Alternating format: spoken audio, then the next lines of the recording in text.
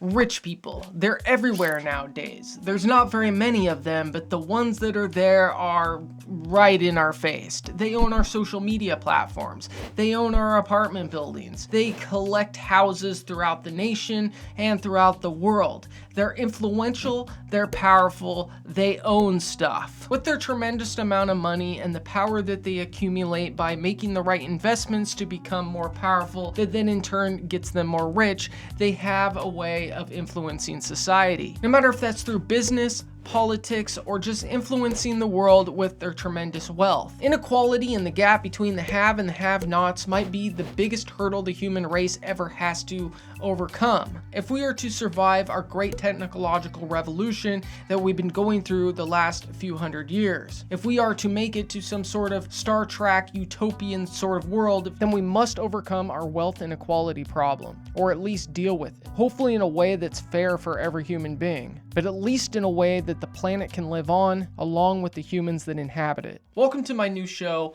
Watch the Rich, where, well, we watch the rich. Both the positives and the negatives. Because in the end, rich people are just that. They are people. They just happen to have a whole bunch of money that brings them a whole bunch of power. And some of them have made the right investments to bring on even more power that money can't buy. Humans can get addicted to a great many things, and perhaps money and the power that it brings you is the most seductive. But where addictions like drugs and alcohol can hurt yourself and the people around you when you're active in that addiction, being rich, being greedy, consuming more and more, and wanting more power than even money can buy you, can influence the entire world and hurt everybody on the world. And because they have an unquenchable addiction that never can fill their soul, like an obese person, like somebody that's addicted to drugs, they are always trying to fill that hole. And no matter how much money they get, most of the time it is not enough. Everybody has a price, as they say. And when you're the one with all the money and everybody else needs the resources, a lot of people will do a great many things for what you got. Some have become convinced that wealth equals intelligence, and in order to create that wealth, you must have done great things. Others think the opposite, and achieving great wealth means that you must have done some pretty evil stuff, unjustly, taking advantage of people, standing on the shoulders of ones that really didn't deserve all that pain. They believe that you must have exploited many people and done some horribly immoral stuff to achieve all that wealth. Many of these rich people claim that they want to bring humanity closer to a more equal society, bring the technologies that will bring us great abundance, but yet we're stuck in this capitalistic mind state, in this hierarchy of different people with different amounts. Some are starving on the streets, while others have multiple mansions and million-dollar yachts. Some have as much as small nations, while others are being stifled by those same people at their job. I find the idea of this show both important and making a lot of sense,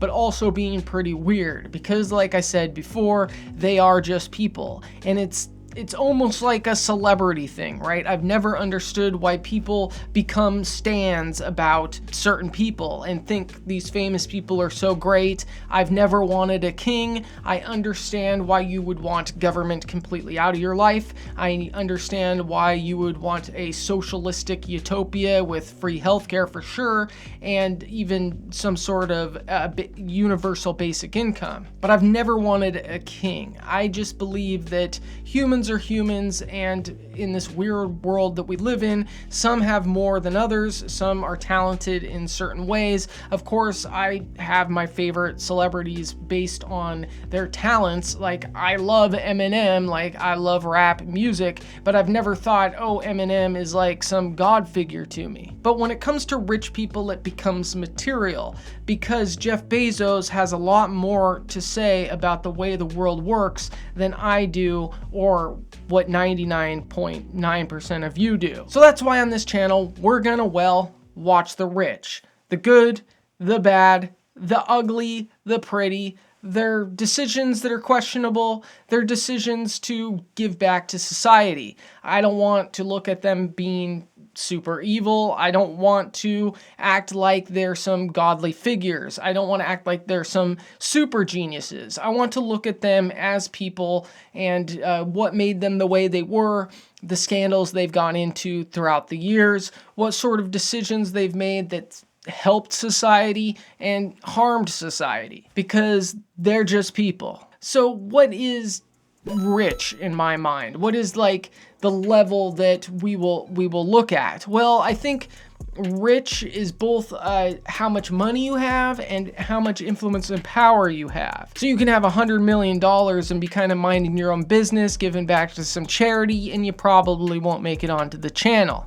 Or you could have $100 million and be a big social influencer and doing horrible things and suing people behind others' backs and doing whatever, and you might make it on the channel. On the other hand, I think innovation should be rewarded, invention should be rewarded, and people with a lot of money that have made the right choices and investments in their lives and put that investment to bringing more jobs, bringing on more innovation, invention, well, they should be allowed to be successful or even extremely successful. But once you get past that, $900 million mark, $1 billion mark, $200 billion mark, well, then maybe you should be taxed at 99%. 1% for every percent of society that you're richer than. So that's the concept for this show. We're watching the rich. We're watching the good. We're watching the bad. We're watching the ugly. We're going to dissect their little lives apart. We're going to listen to the news of the way they're taking magnifying glass to society and the way they're maybe benefiting society as well, giving back to charity. Maybe it's for a tax break. Maybe they have love in their heart. I don't think all of them are evil. I think some of them might be a little misguided. I think others probably are totally evil, but we'll dig into all that in future episodes. So that's the idea for the show. If you're into watching the rich, if that sounds interesting to you, you know what to do. Like, subscribe. I can't believe I got these handles in 2025, and let's see where we go from here.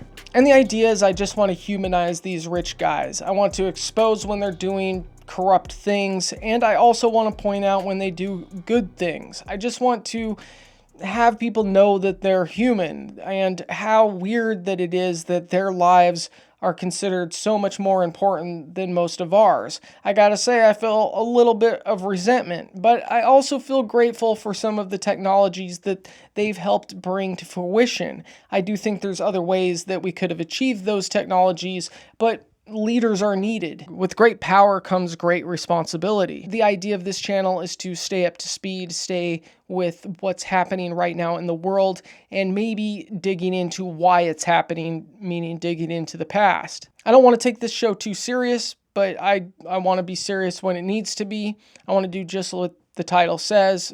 I want to watch the rich.